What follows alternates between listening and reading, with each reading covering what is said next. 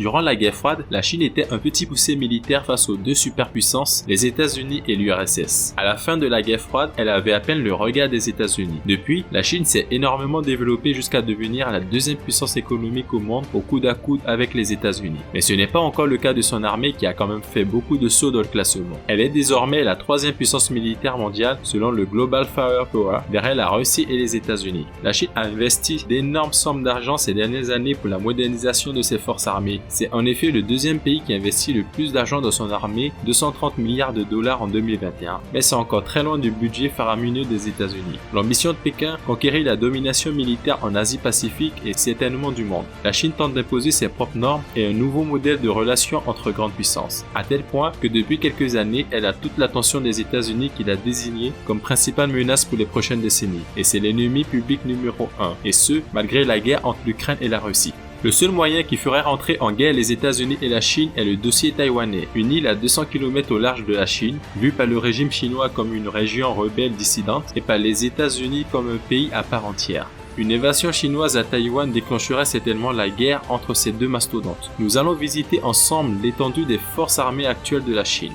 Armée de terre. La Chine est le pays le plus peuplé du monde. Il est donc logique qu'il ait le plus grand effectif de soldats de la planète. L'Armée populaire de libération est le nom officiel de l'armée chinoise. C'est la plus grande armée au monde en termes d'effectifs, avec plus de 2 millions de soldats actifs et 500 000 réservistes. Le service militaire régit de la loi chinoise, mais n'est toujours pas appliqué. Ce sont près de 400 millions de Chinois aptes au service militaire. En cas de conflit majeur, la Chine pourrait donc mobiliser un nombre ahurissant de soldats.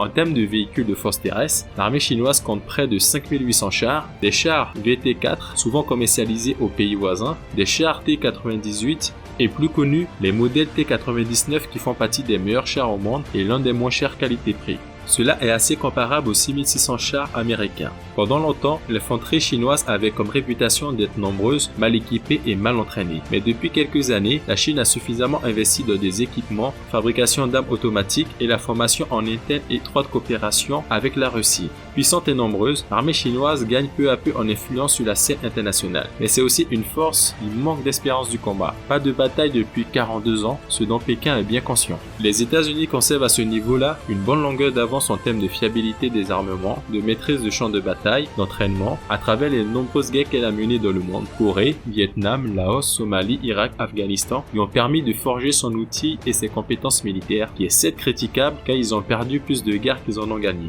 L'armée chinoise n'a donc pas beaucoup l'espérance du feu que les Américains, mais elle est préparée à faire très mal.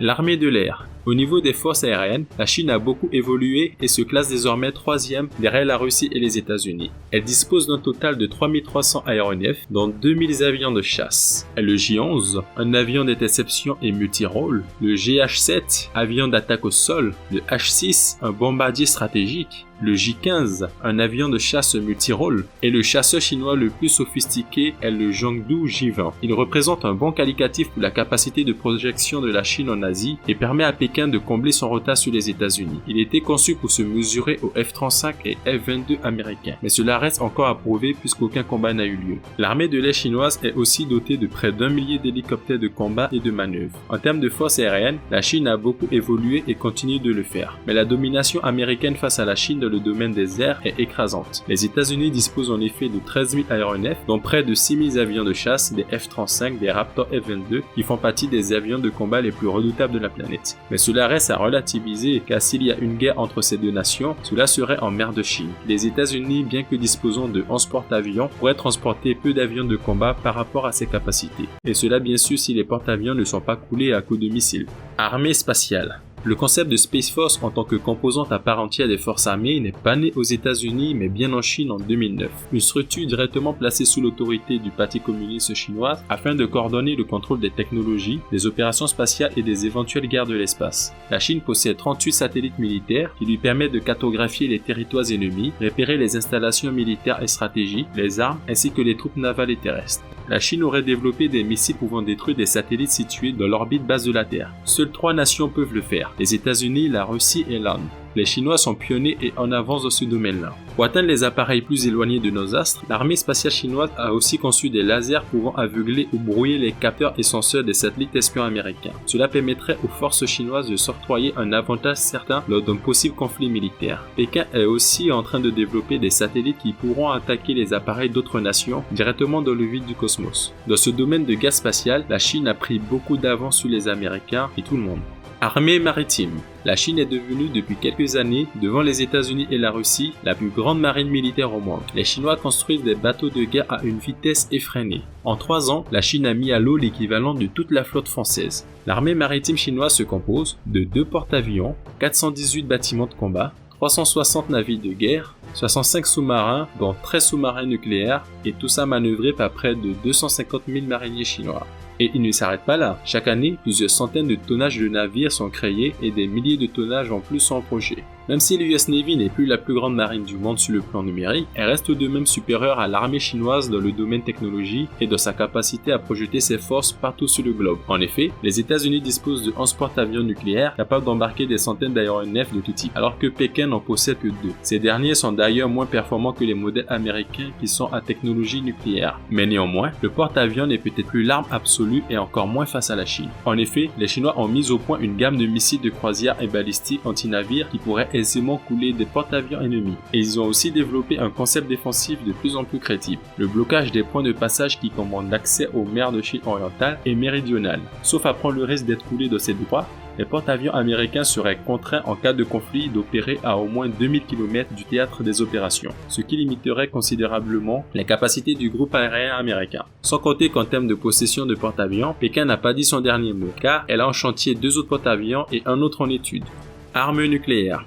Avec ses 350 ogives, la Chine est la 3e puissance nucléaire au monde. Elle est très loin des 5500 ogives nucléaires des États-Unis qui ne sont que 2e. L'arsenal nucléaire dont disposent les États-Unis et la Chine n'a rien de comparable. Mais ce n'est pas spécifiquement le nombre qui compte. Avec actuellement des ogives 1000 fois plus puissantes que celles d'Hiroshima, il suffit juste que quelqu'un touche l'ennemi et c'est terminé. Les meilleurs moyens de transport des ogives nucléaires sont les missiles intercontinentaux. Les Américains possèdent des missiles capables de toucher la Chine et la Chine possède également des missiles intercontinentaux capables de toucher les États-Unis. Et ces 2 pays-là possèdent au sein de leur territoire des systèmes de défense anti-missiles. Mais là où la Chine et également la Russie ont déséquilibré les forces de frappe nucléaire est qu'ils ont développé des missiles hypersoniques. Cela pose de sérieux problèmes aux États-Unis puisque ce genre de missiles est plus difficile à intercepter car ils sont beaucoup trop rapides et certains même peuvent changer de trajectoire. La stratégie anti-missile américaine devient dès lors obsolète. Cela est extrêmement préoccupant puisque les missiles hypersoniques peuvent transporter des ogives nucléaires.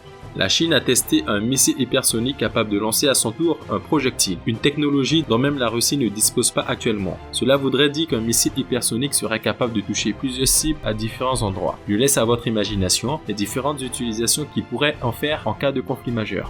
Mais le pire vient à venir. La Chine aurait lancé en secret, ce fut un scoop du Financial Times, un missile hypersonique qui aurait fait le tour de la planète au-dessus des systèmes antimissiles américains sans qu'ils s'en rendent compte. Cela a choqué les Américains sur la capacité technologique des Chinois dans ce domaine-là. Elle les a poussés à sortir la planche à billets afin de rattraper leur retard. Malgré des aspects militaires dans lesquels les Américains seraient supérieurs à la Chine, la technologie des hypermissiles rééquilibre les forces entre ces 2 mastodontes. Sans compter qu'au fur et à mesure des années, les Chinois ne cessent de rattraper leur retard dans les domaines dominés par les Américains. Avec l'évolution militaire de la Chine, les Américains se sont posé la question. Que se passerait-il si par une erreur de calcul, la Chine et les États-Unis en arrivaient à s'affronter militairement dans la région Indo-Pacifique en 2030 ? Pour répondre à cette question, le Pentagone s'est livré à des jeux de guerre, c'est-à-dire des exercices visant à examiner des scénarios possibles, voire improbables, sur toutes les coutures. Et selon le quotidien The Times, le résultat est sans appel. Les forces américaines seraient écrasées, qu'importe le scénario. Face à de tels résultats, on pourrait comprendre qu'en cas d'invasion chinoise sur Taïwan dans le futur, les Américains adoptent comme face aux Russes des sanctions économiques plutôt qu'une guerre directe. Mais sanctionner économiquement la Chine serait une autre paire de manches. Merci beaucoup d'avoir regardé cette vidéo et n'hésite pas à t'abonner si cela t'a plu et à regarder les autres vidéos de cette chaîne.